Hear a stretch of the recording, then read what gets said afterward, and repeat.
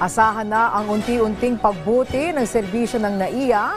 Ito'y dahil ngayong linggo ay sisimula na ang inaabangang rehabilitasyon sa naturang paliparan. Ang mga uunahin na ayusin, alamin sa sentro na balita ni Clazel Padilla live. Yes, Angelique, sisimula na ang rehabilitasyon ng Ninoy Aquino International Airport sa September 14 sa ilalim yan ng Public-Private Partnership.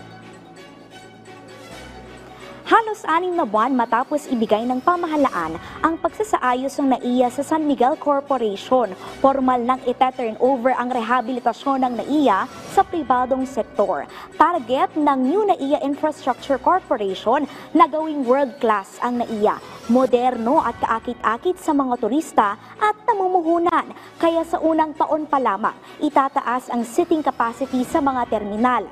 Magdaragdag ng aircon at generator set. I-upgrade ang mga x-ray machine. Kukumpunihin ang mga elevator. Magtatayo ng mga bagong palikuran at pabibilisin ng internet speed sa airport. Sa susunod na 4 hanggang 5 taon, inaasahan ang paglobo ng mga pasahero sa NAIA na aabot sa 62 milyon mula sa kasalukuyan na 35 milyon lamang kada taon. Tataas sa 48 ang pag-alis at paglapag ng mga eroplano kada oras mula sa kasalukuyan na 40. Magtatayo ng bagong terminal na magdurugtong sa Terminal 2. Gagawa rin ng daan mula Terminal 3 patungo sa Metro Manila Subway. Pagbubutihin ang passenger processing system gaya ng pag-check-in, bag drop, biometrics para mas mapabilis ang proseso sa paglipad ng mga pasahero at maiwasan ang posibleng nananamantala. What the passengers will be feeling will be actual. It will not be purely aesthetic.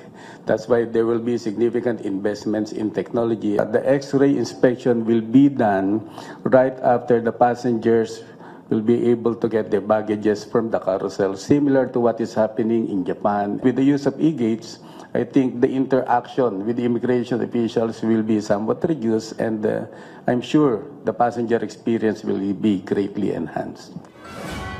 Sabi ng Department of Tourism, mahalaga ang rehabilitasyon ng NAIA para makamit ang target ng administrasyon ni Pangulong Ferdinand R. Marcos Jr. na gawing tourism powerhouse ang Pilipinas. Noong 2023, papalo sa 3 milyon at 700,000 pasahero ang gumamit ng NAIA. This is something that we are looking forward to as the NAIA starts its transformation process.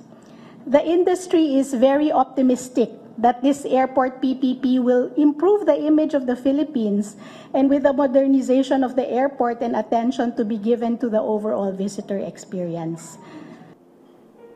Itinuturing ni Transportation Secretary Jaime Bautista na makasaysayan ng concession agreement sa pagitan ng pamahalaan at pribadong sektor na naisakatuparan sa ilalim ng administrasyon ni Pangulong Marcos Jr.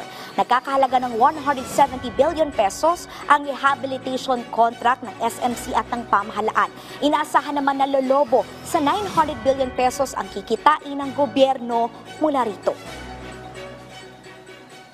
This is on record the fastest PPP project concluded just after 8 months. The project was procured through an open, transparent, and competitive bidding process. NAIA's rehabilitation is not just a credit to President Marcos Jr., but should also be hailed historic, deserving prominent mention in Philippine commercial aviation history. Angelique, tiniyak ng New NAIA Infrastructure Corporation na walang maantalang biyahe sa harap ng rehabilitasyon ng NAIA. Yan na muna ang latest. Balik sa iyo, Angelique. Yes, Clazel, maraming magagandang plano. Ang tanong, ano ang magiging epekto ng rehabilitasyon pagdating naman sa singil sa NAIA, yung mga terminal fee?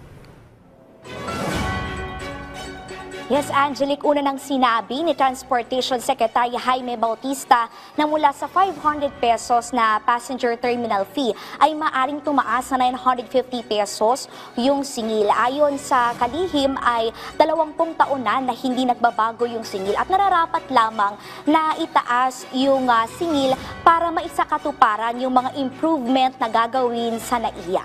Angelique. Okay, maraming salamat sa iyo, Clazel Pardilla.